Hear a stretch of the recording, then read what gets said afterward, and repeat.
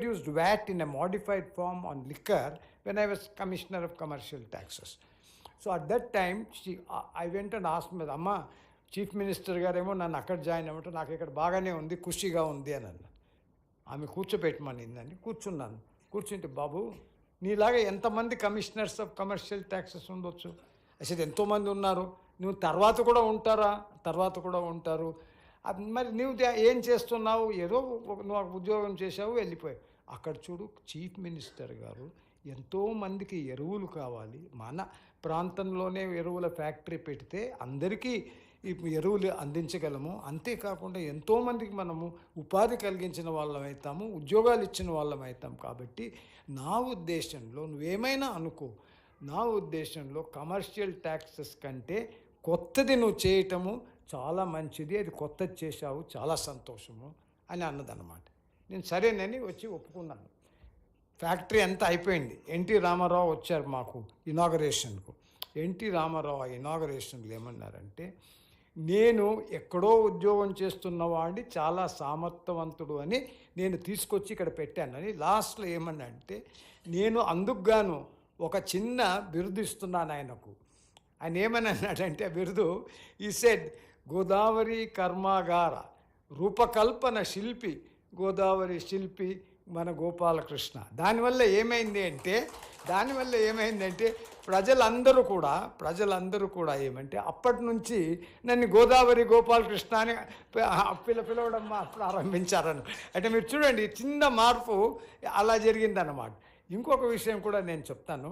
Kodangal, chief minister గారిది కొడంగల్. మా గ్రామం పేరు కొడగల్ బళ్ళారి నుంచి 6 కిలోమీటర్ల దూరం అన్నమాట. మా అమ్మకు మేనమామలు వాళ్ళంతా మంచి భూస్వాములు అన్నమాట. వాళ్ళు అక్కడ ఉండేవారు అన్నమాట. సో నేను నా పుస్తకంలో కొడగల్ గురించి ప్రస్తావించినప్పుడు ఎన్నిసార్లు చెప్పినా కూడా నేను గ్రామర్లీ అని, తర్వాత స్పెల్ చెక్ అని ఇవన్నీ చేసేవాడిని. దాంట్లో ప్రతిసారి నేను కొడగల్ అంటే అది కొడంగల్ అని చూపించేది. 2-3 సార్లు అయిందన్నమాట. 2-3 సార్లు అయితే నేను అనుకున్నాను, అదే ఇది ఎందుకు ఇట్లా జరుగుతూ ఉందంటే, తర్వాత ఏమని తెలిసిందంటే, కొడంగల్ చాలా ప్రాముఖ్యత కలిగినది. ఆ ప్రాముఖ్యత ఉన్నది కనుకనే మన రేవంత్ రెడ్డి గారు అక్కడి బాస్. ఎందుకు చెప్తున్నానంటే, చిన్న చిన్న విషయాలు కానీ ఇవన్నీ మనం తర్వాత మా అమ్మ ఒకటే చెప్పిందనమాట, నాయనా నువ్వు మారాలి. నేను అడిగాను, అమ్మ మారాలంటే ఏమిటి అంటే, మార్పు రావాలరా అన్నాడు. మార్పు అంటే ఏమమ్మా? మార్పు రావాలంటే నీకు నేర్పు ఉండాలి, నీకు ఓర్పు ఉండాలి, నీకు కూర్పు ఉండాలి, నీవు తీర్పు చేయాలి, నీకు చేర్పు ఉండాలి. అప్పుడే దాకా అదే నీకు వచ్చేది, లేకపోతే ఎట్లా వస్తుంది? అది సింపుల్గా చెప్పింది అనమాట. మా అమ్మగారి నుంచి నేను ఎన్నో నేర్చుకున్నాను అన్నమాట. ఎందుకు చెప్తున్నాను ఇవన్నీ అంటే, మనము ఇంట్లో వాళ్ళ మాట కూడా వినాలి. వింటే ఎంతో మంచి ఇది కూడా మనకు దొరుకుతుందన్నమాట, సలహాలు వస్తూ ఉంటాయన్నమాట. ఇంకొకటి నేను చెప్తున్నాను, ఎప్పుడు కూడా క్వశ్చన్ నేను ఐఏఎస్ ట్రైనీస్కు నేను లెక్చర్స్ ఇస్తుంటాను, సలహా ఇస్తుంటాను. అందరూ అడుగుతారు ఎట్లా చేయాలి, క్యాన్ ఐ డూ సార్ వాళ్ళకి ఆ ప్రశ్న.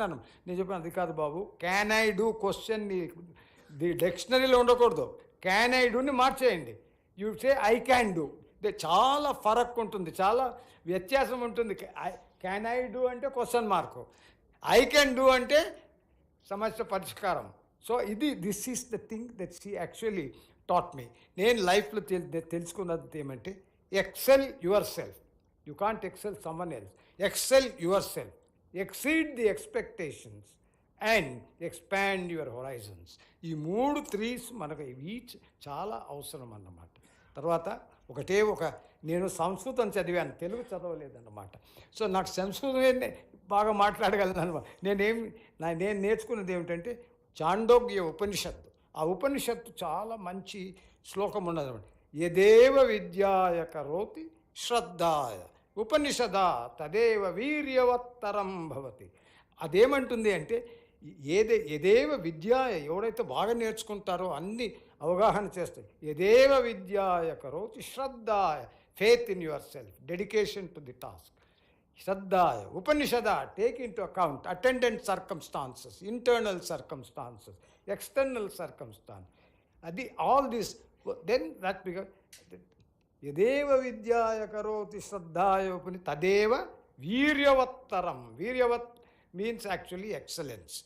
Viryavat bhavati. It exceeds excellence if you were to follow this practice. So following that practice has been my practice, and maybe that is why I have been successful in whatever I have been doing till now.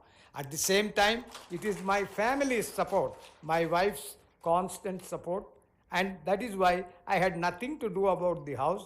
She used to take care of all my needs, and so I was left free to actually read, left free to go wherever I wanted, and there were no questions asked. And for that, I am very thankful to her. Similarly, my brother's children, all of them have thought about me as their father, because I was always available for anyone who sought my advice. That is why, even after so many years of service, every IAS institution or coaching center in Hyderabad calls me for the mock interviews. And many times, because the mock interview, you can assist the student. Mr. Vishnu is here. He used to accompany me to some of them. So a lot of our colleagues used to come, and I could say